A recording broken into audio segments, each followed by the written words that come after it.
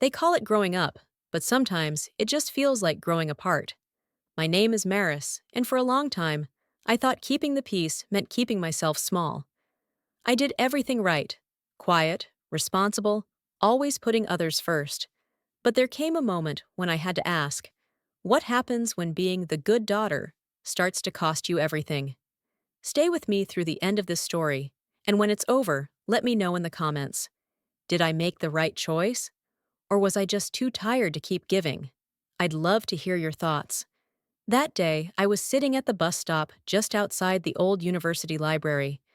Boston had that early fall chill in the air, the kind that slips through your coat no matter how tightly you wrap it. I had a half-warm coffee in one hand and my phone in the other when the email came through. My hand started to shake. Not from the cold. It wasn't a job rejection or an urgent assignment. It was a group of photos, 10, maybe 12, sent from my mother. All of them taken at Charles de Gaulle Airport in Paris. My parents were smiling, holding wine glasses, posing under sleek terminal lights, the kind of place I had only seen on Instagram travel pages. The caption read, "Finally living for ourselves." Below that, in a separate message, she wrote, "See? Life isn't about degrees. You don't need fancy schools to be happy. Sometimes learning too much just makes people miserable." I stared at the screen for a long time, not quite blinking, not quite breathing. There I was, exhausted from my third overnight shift as a teaching assistant, running on peanut butter crackers and vending machine coffee, just trying to keep my head above water in a competitive MBA program. And there they were, sipping champagne in first class. No one had asked how I was doing. Not once. No one had offered a word of encouragement since I started school. They hadn't even called to ask if I needed help when I moved across town, to a room barely big enough for a twin bed and a suitcase. I didn't ask for money. I just wanted someone to care enough to check in. Growing up in Newton, Massachusetts, I had learned early how to be the good daughter. Keep your head down, get good grades, don't argue. My parents didn't yell, but silence was its own punishment, the kind that made you second-guess every word you spoke. When I told them I got into an MBA program, they didn't celebrate. They just said, "Don't overdo it. Don't get too far ahead of yourself." When I turned down a mid-level job to study full-time, they looked at me like I'd lost my mind. "Isn't that a little much? Business is business. You can learn it anywhere." I'd laughed it off back then, told myself they were just being practical, that they didn't understand because no one in our family had ever gone this far in school. But that email, those pictures, that caption, it didn't make me angry, not at first. What I felt was something deeper, something quieter, like being airbrushed out of your own family portrait. I wasn't part of the moment they had chosen to share with the world. I wasn't even a footnote. And the thing that scared me most? I wasn't surprised. Somewhere along the way, I had stopped expecting them to be proud. I had gotten used to carrying the weight of it all. School, work, the gnawing doubt that maybe I was just fooling myself. Maybe they were right, and I was trying too hard to become someone I wasn't meant to be. But standing there in the hallway outside the seminar room, phone still in hand, I saw something I hadn't noticed before. A bulletin board. Plain cork, nothing special. But pinned dead center, in bold black letters, was a flyer. Fellowship available for underrepresented researchers. Apply now. I read it once, twice. Then I just stood there. There was a moment, I remember it so clearly, when everything else around me blurred out. The noise of students talking, the buzz of vending machines, even the humming light overhead. It all faded. And this tiny, fragile voice inside whispered, "What if they're wrong? What if you don't need their permission to believe in yourself?" I didn't answer it out loud. I just tucked my phone away, picked up my coffee, and walked back to the library. Some nights, I'd come back to my apartment, so tired my hands would shake trying to turn the key. I'd drop my bag by the door, kick off my shoes, and head straight for the tiny kitchenette. I always had a can or two of soup lined up, store brand, dented on the side. It wasn't about taste anymore. It was about habit. Heat, eat, sleep, repeat. I'd sit on the floor sometimes, too exhausted to even make it to the table. Laptop open on my knees, eyes scanning slides for tomorrow's discussion section. On the screen of my phone, just inches away, my mom's Instagram would light up like clockwork. One night, it was Florence. My dad standing in front of a cathedral, arms open wide like he owned the place. Another day, it was Milan. A boomerang of my mom sipping espresso, captioned, "Freedom is a luxury worth the price." It's strange how words can hit harder than silence. That caption didn't mention me, but it was about me, about the version of freedom I didn't get to have. I was still trying to pay rent, trying to read 15 pages of economic theory without falling asleep, trying to remember why I thought this degree would matter. But I still called them every Sunday.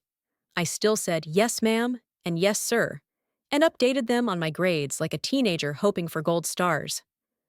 I still waited for approval I never asked for out loud. That part of me hadn't caught up yet, the part that needed them to be proud, even when I knew they weren't. The duality was exhausting. I was caught between being the daughter they wanted and the woman I was becoming. And the farther I leaned into one, the guiltier I felt about leaving the other behind.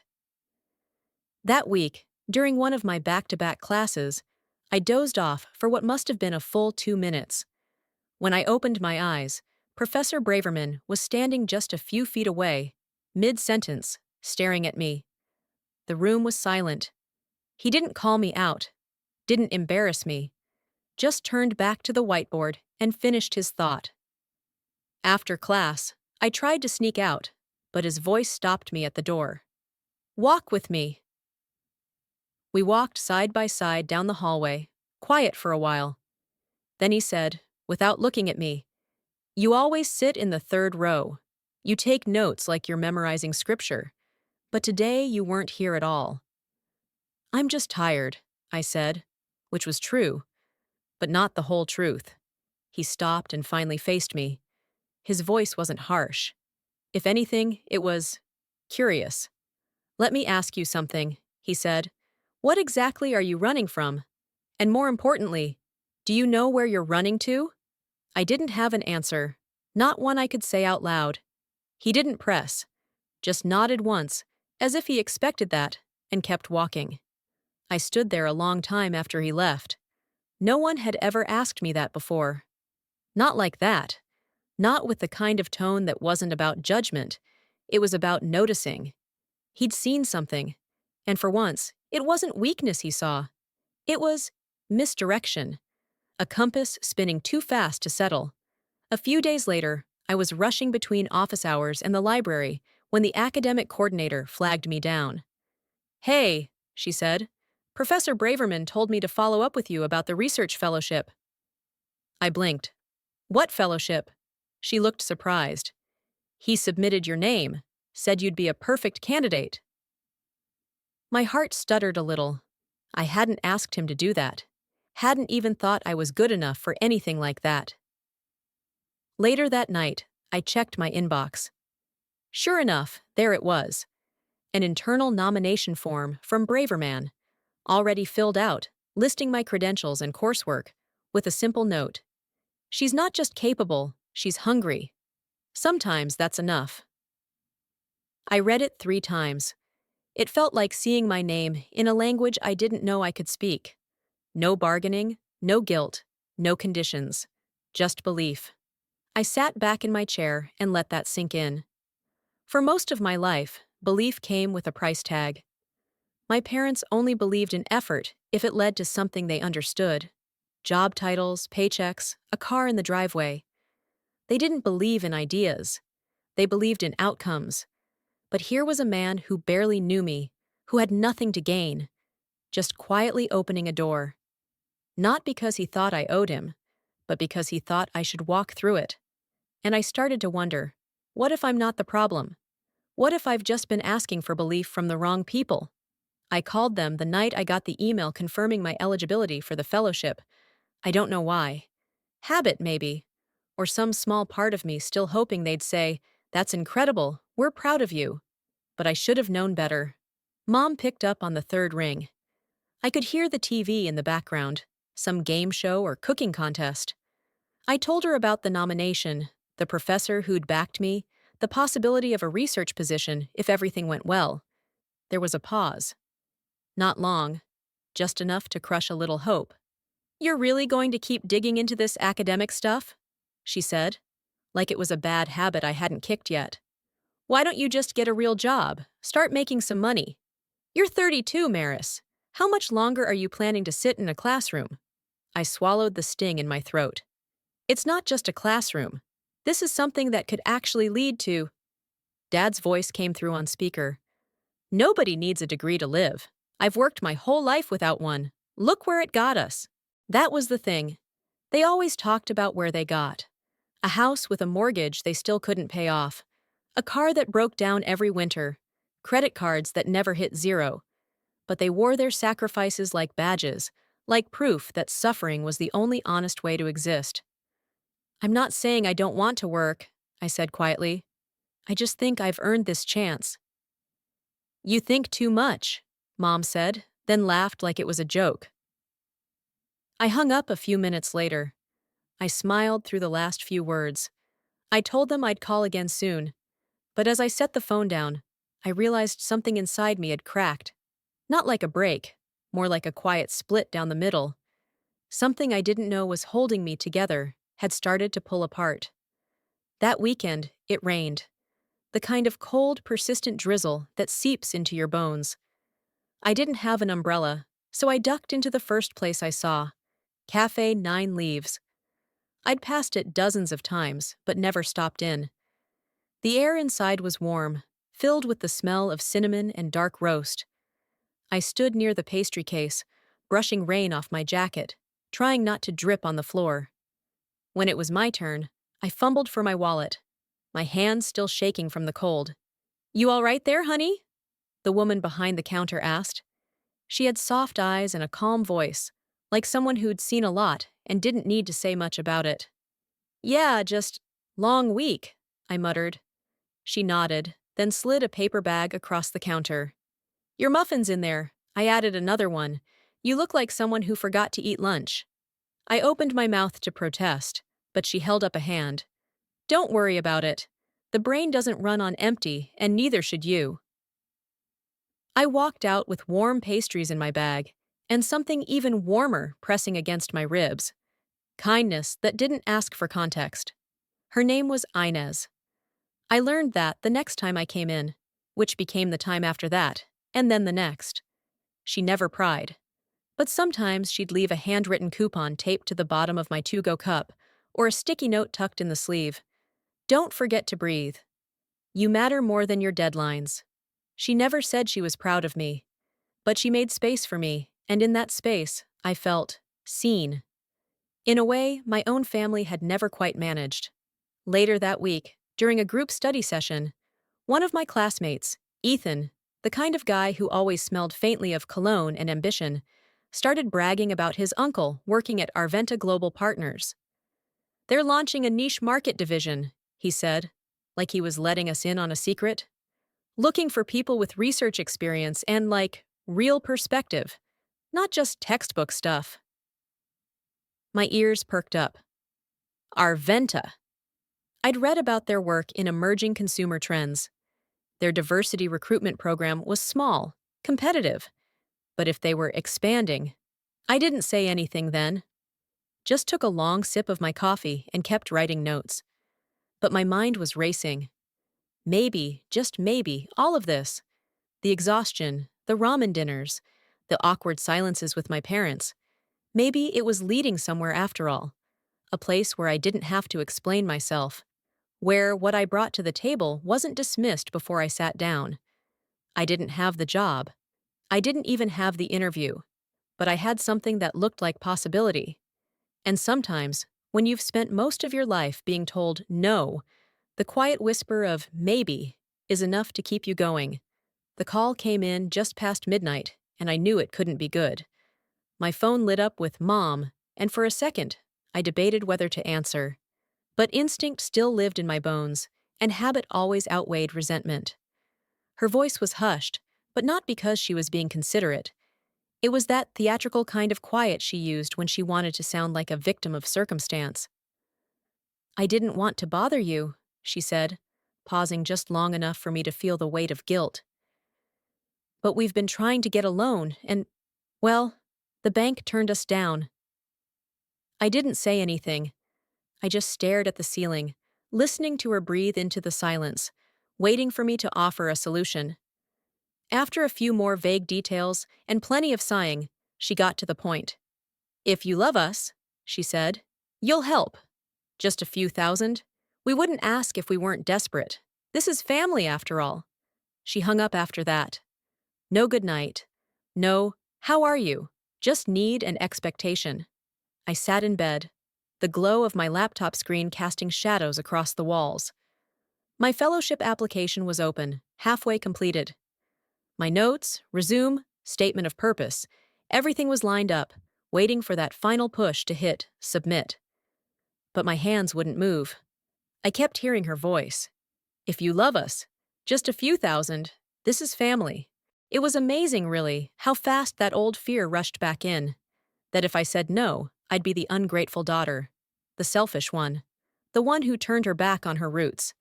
I wasn't rich, I barely scraped by. But they assumed because I was in grad school, because I spoke in big ideas and dreamed of bigger things, that I had money to spare. What I had was borrowed time and overdrawn emotion. I didn't sleep that night. The guilt crawled into bed with me, curled up like an old friend I hadn't seen in years, but still knew too well. The next morning, I walked into Professor Braverman's office without an appointment. His door was slightly open, and he looked up from a pile of papers with a neutral expression. One I'd come to understand meant, I'm listening. I need to ask you something, I said. Not as a student, just as a person. He nodded once, leaning back. What do you do when your family asks for help, but you know that giving it might cost you the only chance you have to change your life? He didn't speak right away. Just tapped his pen against the desk a few times, then said, My son asked me for money to buy a car a few years ago. He said he needed it to get to work. I told him no. I raised an eyebrow. He didn't speak to me for 6 months, Braverman continued. Told me I was a bad father, that I didn't care. But the truth is, I didn't rescue him because I needed him to rescue himself. I'd rather him learn struggle now than entitlement later. He folded his hands. Helping someone isn't always about giving them what they ask for. Sometimes it's standing still and letting them figure out how to walk. His words sat with me longer than I expected. It wasn't a lesson, it was a mirror. And in it, I saw my own reflection. Tired, tangled in old loyalties, afraid of choosing myself. That night, I opened the email from my mother again, reread her words. Just a few thousand, if you love us. Love shouldn't feel like a noose, but for so long it had, tied around my ribs, tightening every time I tried to breathe in a life that didn't look like theirs. I looked back at the fellowship application. The cursor blinked, steady and patient. I knew what clicking submit meant. It meant I wasn't going to send money. It meant I wasn't going to explain myself. It meant I was going to choose a future that didn't include being their emotional ATM. And it also meant something harder. It meant this version of me, the good daughter, the peacekeeper, the fixer, wasn't coming back. I know, I whispered, hand hovering over the keyboard. If I submit this, there's no going back. But then again, if I didn't submit it, I'd be leaving myself behind. So I clicked. And for the first time in my life, I chose me, knowing exactly what it would cost. I submitted the fellowship application just before midnight. My desk lamp flickered softly, casting shadows across the half-eaten dinner and stacks of annotated papers. I hovered over the submit button for what felt like forever. My finger trembled, not from doubt in the application, but from the weight of what it might mean if I actually got it. And then, quietly, I clicked. There was no rush of adrenaline, no wave of triumph. Just stillness. Like I'd struck a match in a room soaked with gasoline and was waiting to see if anything would burn. The next morning, I opened my inbox between spoonfuls of cereal. My eyes scanned past subscription updates and student finance reminders until I saw the subject line, shortlisted for final interview, research fellowship program. I put the spoon down, sat up straighter. This was it, a real chance. One conversation away from stepping into a life that had once felt too distant to even imagine. A room full of people who might look at me and say, "Yes, we see you." And yet, all I could think about was, what if my parents find out? I didn't tell anyone. Not my classmates. Not the professor I TA'd for. Not even the barista at Nine Leaves, who always greeted me with, "Back to the books?" and knew my drink order by heart. I carried the news like a secret, sacred and slightly shameful, like something beautiful I wasn't sure I was allowed to enjoy. Because guilt doesn't ask for permission to live inside you. It just settles in like an unwanted tenant, one you feed out of habit. At night, I lay in bed with my phone on my chest, staring into the dark, imagining their voices. "She thinks she's better than us. All those degrees, and she still forgot who raised her." I didn't need to hear them say it. I'd heard it enough times to know how it would sound. It played on a loop, sharper than any criticism from a stranger, because it came wrapped in the word family. I was proud, yes, proud of what I'd built. But pride, when tangled with fear, feels like standing on a ledge, wanting to shout, but afraid of who might push you off. Then came the message that shattered whatever peace I had left. It wasn't from them. It never was. The damage rarely comes directly. My cousin Cassie texted me late that evening. No context, just a screenshot. A Facebook post from my mother. Raised a daughter who thought a degree meant she didn't owe anyone anything. Funny how family only matters when they need something from you. We'll be fine. We always are. Some people just forget who helped them stand. I sat in the stairwell of the student center, between two vending machines, and read it 3 times. The first time, I flushed. The second, I trembled. By the third, I felt nothing but a strange hollowness, like I'd been erased and replaced with a version of me I didn't recognize. But they all seemed to believe in. By then, the post had a dozen likes from relatives. Comments, too. "Stay strong. She'll come around. Maybe she needs to be reminded where she came from." A high school friend messaged me a few hours later. "Hey, Maris. I saw something going around. I don't mean to pry, but are you okay?" I stared at the screen. Everyone was talking. No one was asking me what was true. It's a strange kind of pain, to be misrepresented so publicly by the people who raised you. To have your silence painted as betrayal. To realize that your decision to step away was being used to shame you into stepping back. But this time, I didn't fold. I didn't call my mother, voice cracking with tears. I didn't write a 3-paragraph text defending my choices. I didn't apologize, for once. Instead, I made tea. I sat on the floor with my knees pulled to my chest, wrapped in a blanket that still smelled faintly of fabric softener. And I let myself feel it all. The shame, the anger, the betrayal, and then, slowly, the clarity. For so long, I had waited for the call that never came. The one where they said they were proud, where they admitted they were wrong. I had let the absence of that call define my sense of worth. But that night, I asked myself the question I had never dared speak out loud. If I gave in again, what would it cost me next? What happens when the car breaks down? When the bills pile up again? When the next favor arrives masked as family duty? Would I keep saying yes, not out of love, but out of fear? Fear of being called selfish? Fear of being cast out? And when exactly? Was it supposed to be my turn? That was the shift.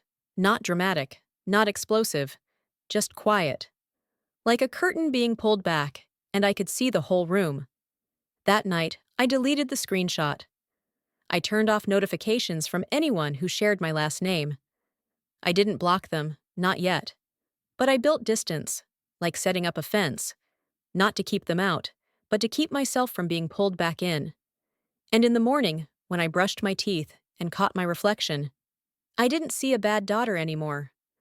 I saw a woman who had finally stopped bleeding for people who never brought a bandage. And deep down, I knew This wasn't the end of something. It was the beginning. The room was colder than I expected. Not the artificial kind of cold that hums out of ceiling vents, but the still, heavy kind that makes your fingers go stiff, like your body knows something important is about to happen. It was the final round interview for the fellowship. 3 panelists sat behind a long mahogany table.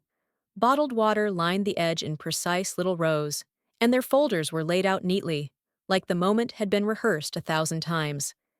And at the far end, Professor Braverman. He didn't look up when I entered, just kept his hands folded on the desk, his eyes moving slowly over the papers in front of him. But his presence alone anchored me, like a lighthouse that doesn't call out, but still keeps you from drifting too far. I sat down, spine straight, palms resting in my lap to hide the tremble in my fingers. The first few questions were predictable: background, research focus, proposed project outcomes.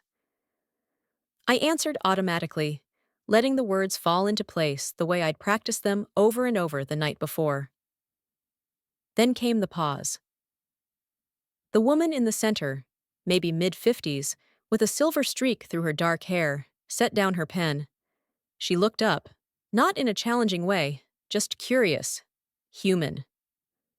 "What drives your commitment to this work?" she asked. "Why this path, when there are easier ones?" I froze, not because I didn't know the answer, but because the truth wasn't academic. It wasn't the kind of thing people put in statements of purpose or funding proposals.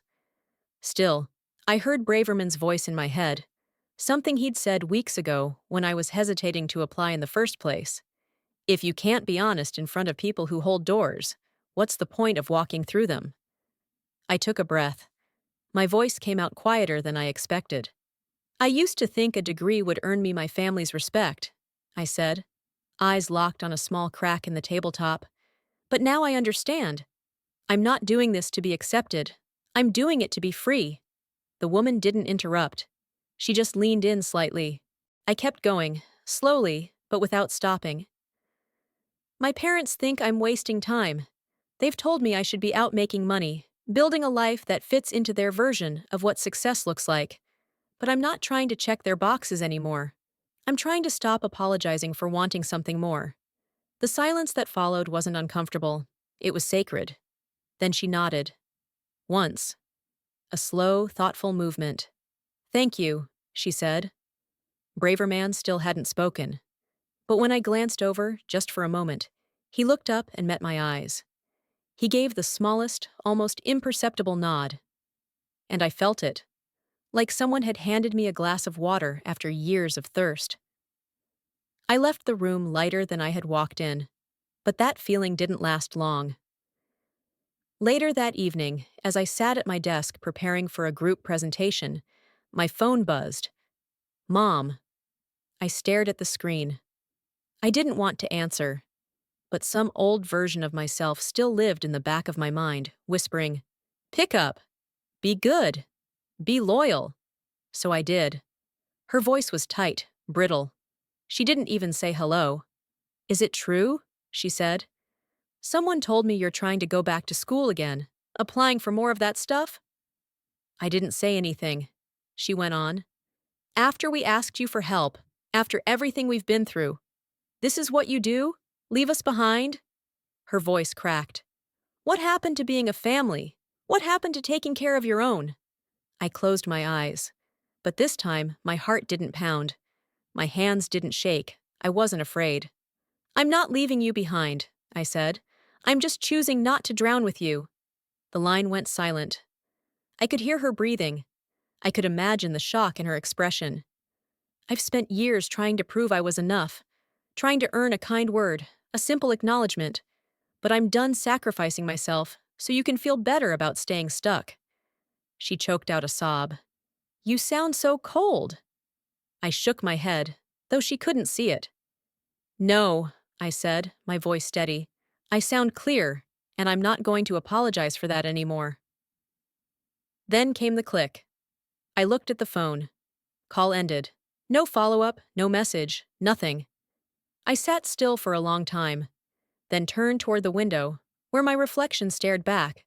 not as a daughter desperate for approval, but as a woman finally drawing the line. That night, I opened my phone settings. I turned on message filters. I set family numbers to Do Not Disturb.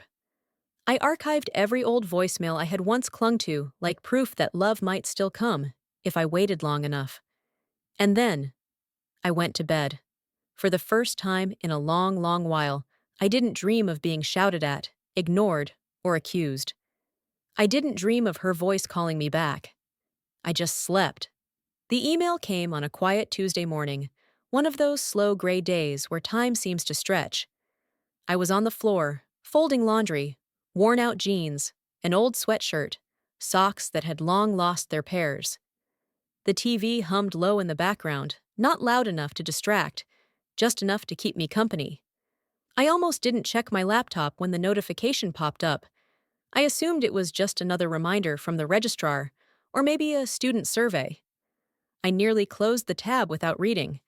But then I saw the subject line: Fellowship Award Notification plus Offer Letter - Arventa Global Partners. I stopped breathing for a second. My hands went cold. With trembling fingers, I opened it. Congratulations, Maris.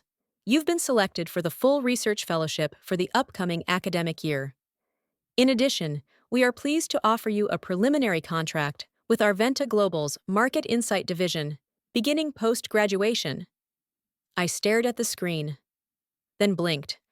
Read it again, slowly, deliberately, each word like a thread being pulled tight across my chest. I didn't scream. I didn't jump up and down. I didn't even smile right away. I just sat there, cross-legged on the rug, surrounded by half-folded laundry, and whispered to the empty room, "They can't take this from me, not anymore." It wasn't because someone pulled strings. It wasn't because I owed anyone. This wasn't guilt repackaged as achievement. This wasn't another effort to prove I belonged.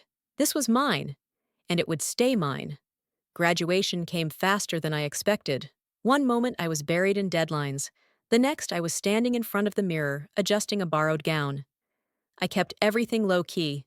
No social media posts, no invitations sent out en masse. I only invited two people, Professor Braverman and Inez. Braverman, of course, arrived early.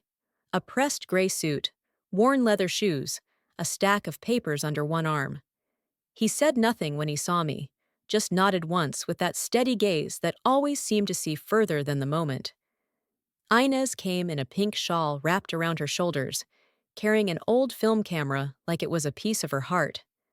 Her lipstick was slightly smudged, and her eyes glistened when she smiled. I want a photo of your face when they call your name," she said. "That's the one you'll want to remember." When the moment came, and they said my name over the loudspeaker, I felt my feet move before I realized I was walking. There was applause, I think. Maybe even cheers. But in my chest, there was only stillness. Not emptiness. Just peace. The kind that comes when a wound finally closes. Braverman didn't clap. He just watched me, quiet and proud, like a carpenter who'd helped balance the beam no one else saw sagging. Inez lifted her camera, snapped the photo, then pressed her hand to her heart as I walked past. I held the diploma with both hands, not like a trophy, but like a key. Something that unlocked a life I'd nearly convinced myself I wasn't allowed to have. That night, I went back to my apartment. I didn't go out. I didn't wear the cap. Just me, the quiet, and my laptop. I opened a blank email, typed slowly. No rehearsals, no editing. Subject, no longer unfinished. I hope you're both doing okay. I mean that. I wish you peace. But please stop calling me the ungrateful daughter. I've spent years trying to be everything you expected, and it nearly erased me. I've carried my part. I've stayed silent long enough. Now, it's time I live the part that's mine. I hovered for a second, then hit send. And then I did something I never thought I'd do.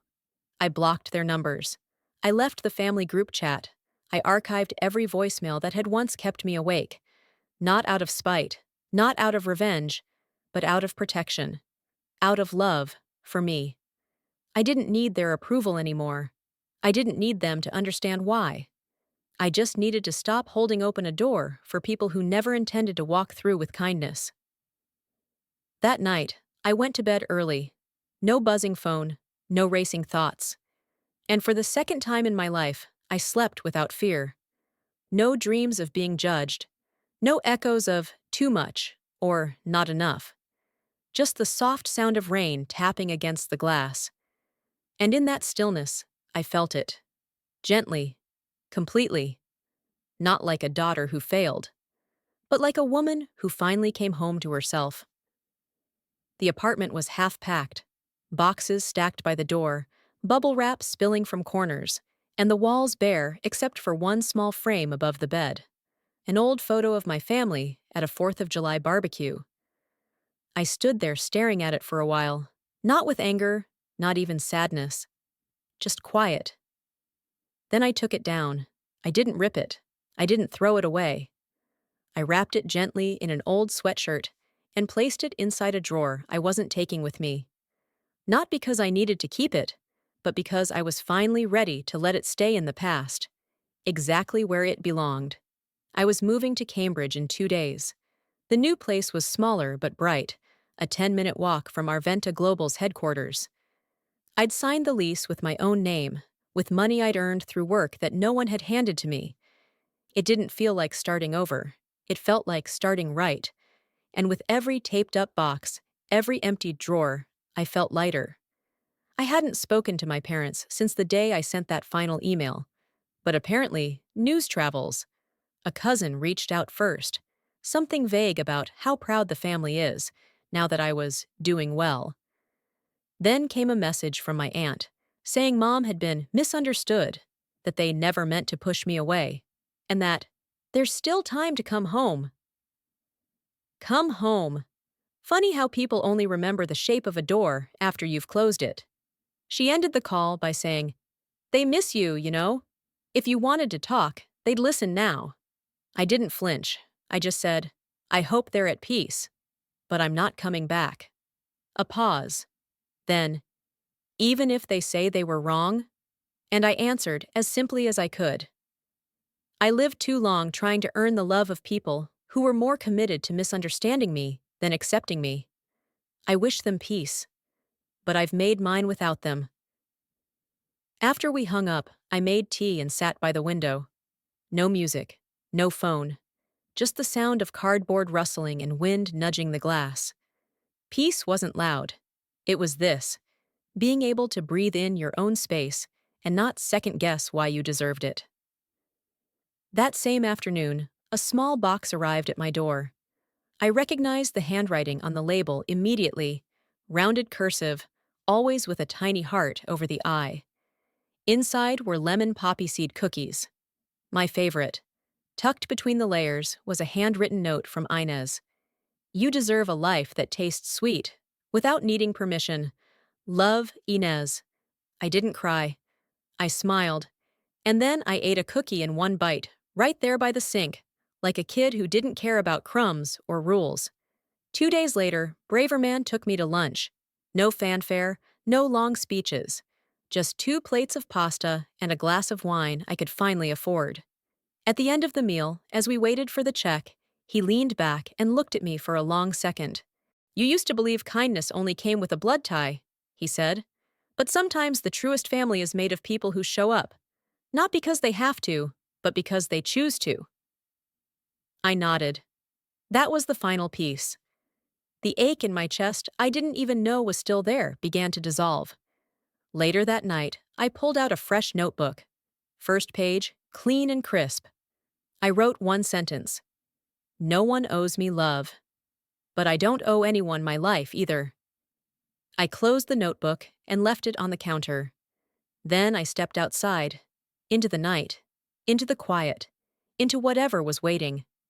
My old apartment, with all its worn corners and echoing silence, was behind me now. It had been a place I once tried to survive in. Now I was ready to live.